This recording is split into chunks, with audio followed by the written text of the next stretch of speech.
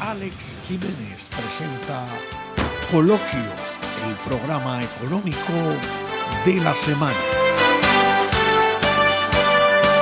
Buenos días, amigos y amigas de Coloquio, como cada sábado, cada fin de semana.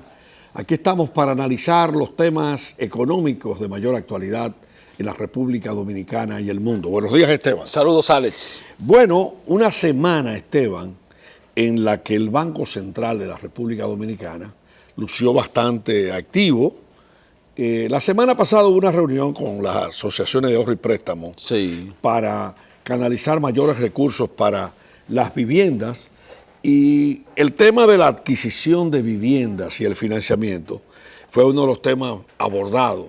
Tú hiciste una reflexión en el pasado aquí, pasado junio, sobre cómo debía financiarse no solamente viviendas nuevas, sino todo tipo de vivienda, y el tema está en la palestra con mayores recursos a través de las asociaciones de ahorros y préstamos. Sí, la verdad que a mí me satisface porque nosotros fuimos, Alex, aquí en este espacio, incluso tú recuerdas de los primeros que habíamos hecho referencia a que se mantenía mucha restricción hacia los recursos del encaje legal que se liberaron específicamente para la parte que tiene que ver con adquisición de viviendas. Fíjate que en principio, la liberación de recursos del encaje legal para dinamizar la economía fue un total de 34.300 millones de pesos, de los cuales 8.400 millones de pesos son para financiar viviendas, la mitad para viviendas económicas de 3.5 millones de pesos hacia abajo, y la otra mitad para financiar viviendas más costosas hasta 8 millones. Y recuerda que habíamos dicho que iba a ser difícil que se canalizaran esos recursos porque era primero que tenía que ser viviendas terminadas, viviendas nuevas, tendría que ser esos financiamientos de la tasa de 9% y de 6 años sin variación de la tasa para adquirientes de primera vivienda únicamente. Entonces, todas estas restricciones hacían difícil la canalización de esos recursos, más si tomamos en cuenta que los requisitos para la aprobación y desembolso de préstamos para la adquisición de viviendas son mucho más rigurosos, más complicados y tardan más que los requisitos para financiar, por ejemplo, préstamos de consumo, para préstamos de comercio, de manufactura, que préstamos personales, se aprueban y se desembolsan prácticamente de inmediato. En efecto, las asociaciones de ahorros y préstamos le manifestaron eso al gobernador del Banco Central, y también la Asociación de Constructores y Promotores de Vivienda, COPROVI, fijó posición sobre ese tema, y hemos visto cómo el Banco Central ha venido flexibilizando, acogiéndose a los mismos puntos que nosotros habíamos manifestado aquí. No vamos a decir que nos escuchó a nosotros, sino que pero nosotros por lo menos fijamos posición inicialmente. Y por lo menos coincide, y nos satisface mucho, coincide lo que solicitaron las asociaciones de ahorros y préstamos y lo que solicitó a COPROVI con lo que nosotros habíamos planteado. ¿De qué se trata? Bueno, en primer lugar, el Banco Central autorizó a las asociaciones de ahorros y préstamos para que la parte de los recursos destinados a otros financiamientos o a financiar otras áreas diferentes a las viviendas, que esos capitales también se pudieran utilizar para financiar viviendas. ¿Por qué? Porque hay asociaciones de ahorros y préstamos que no tienen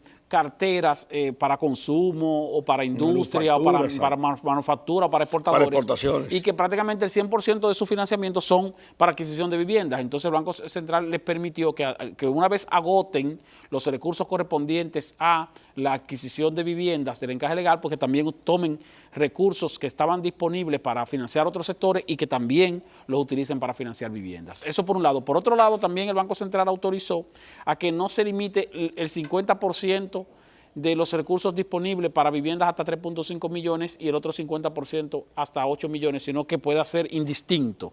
O sea que si se va el 100% de lo que tienen disponible del encaje legal para financiar viviendas en viviendas económicas, porque financien solamente viviendas económicas. Si se va el 100% en viviendas de hasta 8 millones, porque también lo hagan así. Pero también el Banco Central flexibilizó en cuanto a el hecho de que no se va a poner como requisito que sea para primera vivienda. sino que puede sino ser para vivienda. Para vivienda, cualquier persona que aunque haya comprado una vivienda en el pasado, pues que pueda también acceder a esos financiamientos, aun cuando sea para comprar una segunda vivienda, o no una segunda vivienda, sino para hacer una segunda compra de vivienda, porque a veces se interpreta que tú estás comprando una segunda vivienda porque tú compraste una en años anteriores, pero tal vez la que tú compraste ya la vendiste, o tal vez la que compraste la vas a vender para comprar una mejor. Y entonces eso no se puede interpretar como que tú tienes 2 viviendas o 3 viviendas, sino que lo que estás haciendo es escalando en tu estatus social, y tal vez un apartamento que tenías de dos habitaciones, pues lo quieres cambiar por uno de 3 habitaciones, pero no te vas a quedar con los 2. Entonces esa flexibilización también se aplicó, y se aplicó otra flexibilización que es bastante importante, que es la de que no necesariamente la vivienda tiene que ser nueva. Eso es importante. Eso es importante. ¿Por qué es importante, Alex? Porque hay muchas personas que residen tal vez alquilados en un apartamento viejo, un apartamento de segunda mano en el centro de la ciudad. Los apartamentos que están disponibles nuevos, si son apartamentos económicos de menos de 3.5 millones de pesos, son apartamentos que están fuera de la ciudad, en las afueras. Y si a una persona le interesa vivir en el centro de la ciudad y comprar una vivienda que no cueste más de 3.5 millones de pesos, la única forma de conseguirlo es que sea una vivienda vieja, una vivienda usada. Exacto. Entonces tú puedes ser primer adquiriente de vivienda, pero de una vivienda usada. Y eso no quiere decir que no tengas el derecho de acceder a un financiamiento blando como el de los recursos del encaje legal. Entonces el Banco Central también ha permitido esto, que entonces hay mucho más movilidad de apartamentos de segunda mano que están en venta, y que entonces una persona como primer adquiriente o como segundo adquiriente pues puede sencillamente comprarlo y aprovechar el financiamiento disponible que haya con la tasa de interés flexible, blanda, de un 9% anual, y de un plazo de hasta 6 años sin variación de esa tasa. Tú sabes, Esteban, que hay mecanismos para dinamizar la industria de la construcción, y ya no con los préstamos de 3.5 u 8 millones de pesos para vivienda. Por ejemplo, aquí hay miles de personas que necesitan remodelar, por ejemplo, 2 habitaciones. Oh, sí. O también remodelar la sala de su casa, o remodelar los baños, que por su permanente uso necesitan renovación. Sí, hay 2 áreas de las viviendas, principalmente de los apartamentos, que necesitan renovación cada cierto tiempo, que son los baños y la cocina. Claro. Constantemente. Entonces, estamos hablando, por ejemplo, de préstamos de 200,000 pesos, 250,000, 150,000, préstamos que elevan la calidad de vida de la gente, movilizan la economía y además resuelven problemas. O sea, es una manera de democratizar el crédito en la República Dominicana. Por otra parte, Esteban, el Banco Central, siguiendo con el tema, pues rindió un informe de que ha desembolsado, producto de la liberalización del dinero del encaje legal, de los 34,000 millones, ha desembolsado más de 17,000, es decir, un 50%. Sí. Y esto, para mí, es uno de los elementos de mayor impacto económico post segundo o post inicio del segundo semestre del año 2019, un primer semestre que no fue bastante fácil en materia económica por el tema de la ralentización de la economía, bajando de un 7% a un 4.7% en el primer trimestre,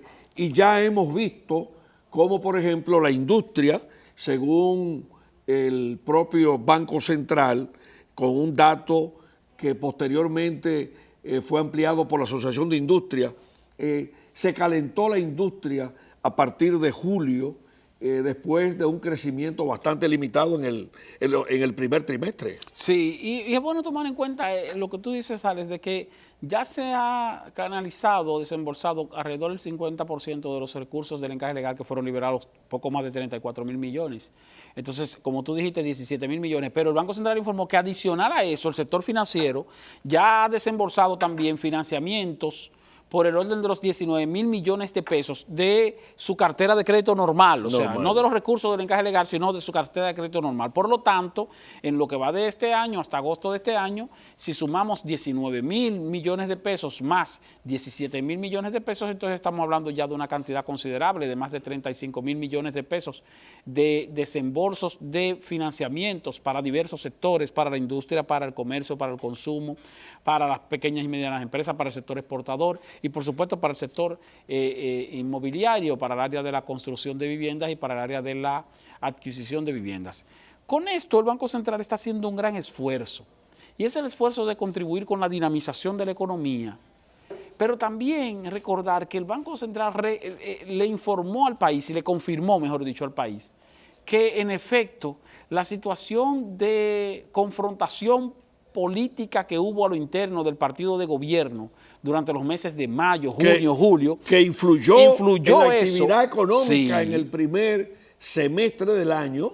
Afectó seriamente, seriamente. La actividad económica porque muchos actores económicos pues decidieron simplemente suspender cualquier tipo de operación o de acción en procura de realizar inversiones nuevas o en procura de realizar adquisiciones nuevas. Y eso, entonces, combinado con lo que sufrió el turismo en el primer semestre del año, combinado con el impacto que ha tenido sobre nuestro sector externo, la situación económica mundial, pues ha afectado la velocidad de crecimiento de nuestra economía y por eso tenemos una meta de crecimiento para este año de entre 5 y 5.5%, cuando el año pasado, como tú dijiste hace un rato, la economía nuestra creció un 7%. Aún así, un 5% de crecimiento es un crecimiento favorable, pero obviamente, con un entorno internacional bastante complicado. Sí, pero obviamente es como quiera una desaceleración de la economía. ¿Cuáles sectores se han desacelerado en nuestra economía? Se ha desacelerado la zona franca, el sector de zona franca, se ha desacelerado el sector industrial,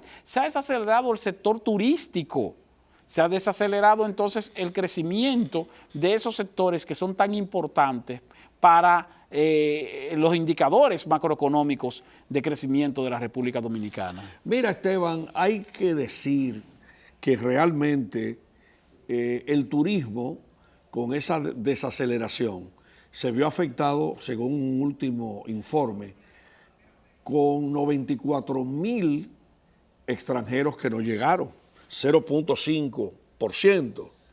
Pero en junio se calcula que dejaron de entrar al país en los días de la famosa campaña internacional, dejaron de llegar al país unos 200 millones de dólares, y 200 millones de dólares es una cifra bastante respetable. Sí, fíjate que tuvimos una situación de que la llegada de visitantes extranjeros no residentes como quiera creció. Ahora, creció menos.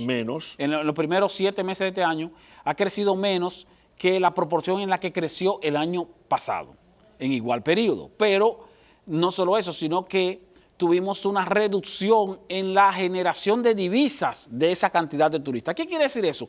Que llegó una cantidad un poquito mayor de turistas, pero gastaron menos. Entonces eso también se reflejó en la ocupación hotelera. Fíjate que nosotros tuvimos una caída de la ocupación hotelera, no solo una desaceleración, sino una reducción de la ocupación hotelera en los primeros 7 meses de este año.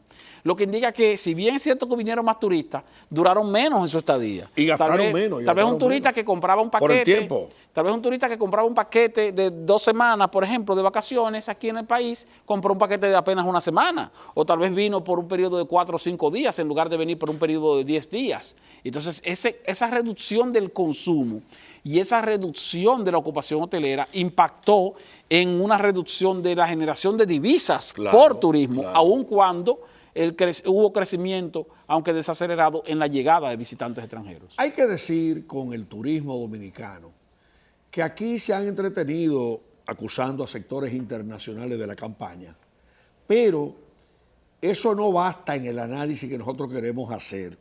La calidad del turismo dominicano debe ser supervisada, la calidad de los productos, la calidad de los servicios. Ahí vimos que el presidente de la República emitió un decreto sobre la seguridad. Ese decreto, si lo emitieron, es porque había fallas, no hay dudas. Entonces, el turismo dominicano debemos cuidarlo aquí todos, pero hay que responderle con servicios de calidad a los turistas nacionales y extranjeros. Si usted va a servir ron, sirva ron de calidad. Si usted va a servir alimentos, hágalo con calidad para que no se repitan determinadas denuncias a nivel internacional sobre los servicios en los hoteles dominicanos. Vamos a un cambio y en un momentito tendremos a Pedro Matos con el segmento Impuestos y Negocios. El programa económico de la semana.